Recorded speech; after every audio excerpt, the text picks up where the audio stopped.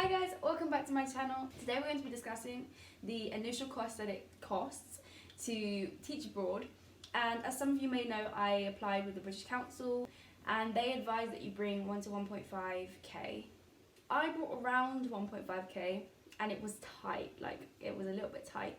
And so this video isn't like to deter you from applying at all. It's just to make sure that you are aware of like all costs that you're going to have to pay, rather than being slapped in the face like I was, to be honest, because a lot of these costs I had no idea about. So so the first actual payment you need to pay for is before you even arrive in the country, and it came up around like June, July, and you have to pay for this thing called the ICPC, and it's basically to just prove that you're not an offender in your own country. But it's like International Child Protection Certificate. So it's just to make sure that you're not an offender, and that costs 75 quid. And it was expensive, especially because when you arrive you actually also have to get a Spanish version of that, but that one was free. But it was like, is the Spanish one not enough? But that's the first one you have to pay for. The second and the most obvious is flights. Obviously you have to manage to get to your chosen country, whether it's train, flight, bus, car, van, I don't know.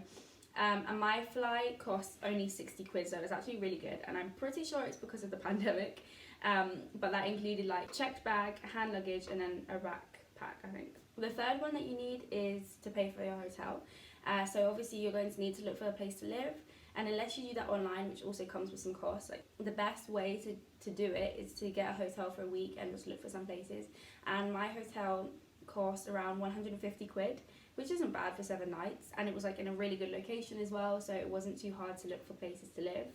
And you don't necessarily have to do it that way. You can look for housing online, but I didn't want to do that just because you don't know what you're gonna get, and also that comes with its own costs as well, like fees for someone to look around for you, Also, our hotel didn't have any like our hotel was minimal, had no fridge, no breakfast stuff, so we had to like go out every day and like buy breakfast, buy lunch, buy dinner, so that was like obviously more on top. So then once you find a place, this is another thing that shocked me. Well, to be fair, when I was looking on Idealista, 100% recommend, I noticed that a lot of them you needed a 1 month deposit, and some of them said 2, but I like discounted the ones that said 2 because for me that was too much money.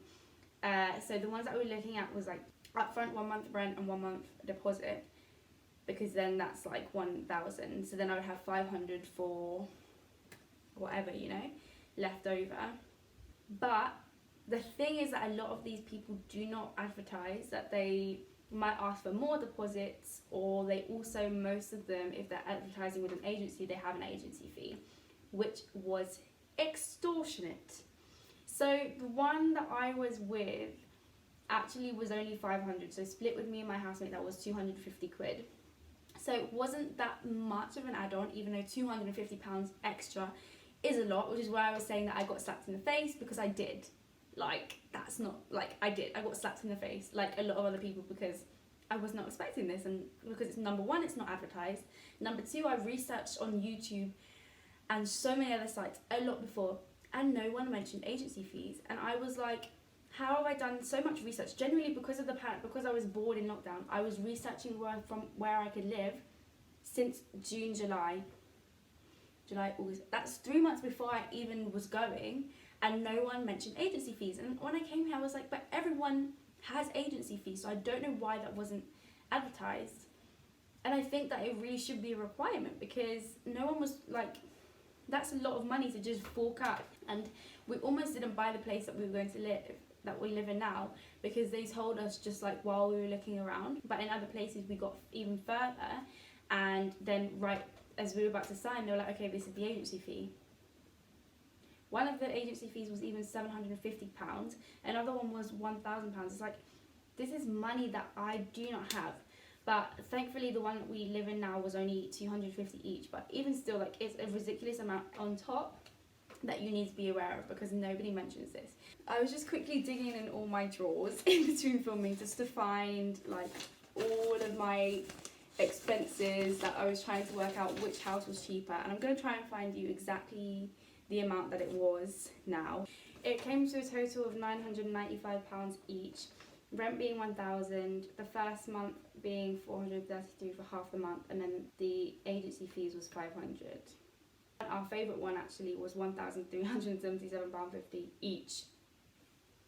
This was a lot, man. I thought I chucked these away because this was actually a really stressful time in my life, but like, as you can see, all these calculations, trying to work out where to live was absolutely insane. So on top of that, we did not get paid until the 31st of October. So from moving in on the 16th of September, we then needed to survive until the 31st of October, basically. I remember calculating that I had £6 a day to spend. So I think I had like £250 to live on that, like paying for groceries. Like, I was living on tin food, and I wanted to go out and explore because like we were so stressed, and like we finally found a house to live in, and we wanted to just relax and celebrate. So yeah, I was literally living on tin food, barely going out because I couldn't afford it. I even tried beer actually, because beer here was £1.50 and I hated it. Wasted my £1.50. Yeah, like, it was a tough month. I'm not going to lie, it was a tough month. And then on top of that, I'm really hoping and praying for your sake, and actually for my sake as well, that you won't need to do this, but like just before I started working, just before October, they asked us that we all got coronavirus tests, and mine cost €60 from Democritus. So if you're going to Madrid, make sure you remember that name, but hopefully you won't need to use it. But I know of other people that bought theirs for like €120. And honestly, I was really worried that the €60 one was going to be a scam, because we couldn't find anyone else that was that cheap. But luckily it wasn't a scam. So generally I couldn't afford €120. So €60 it was, and it worked out, it wasn't a scam. So it just looked too good to be true, you know. That was pretty much all I had to pay for, but it all adds up. I just about managed to survive on just over 1.5k, I think. But don't take this as a deterrent. Just make sure that you save up enough money before you do go. Especially if you're going next year. From now, it's like March now, April, May, June, July, August, September. You have 6 to 7 months if you're going to apply for this academic year to save up money, and that's more than enough time, you know. But just make sure you're prepared and everything will be good.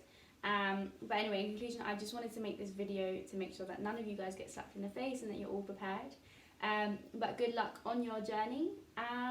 Thank you for watching this video. Do let me know how you get on, and hopefully this was helpful for you. See you later.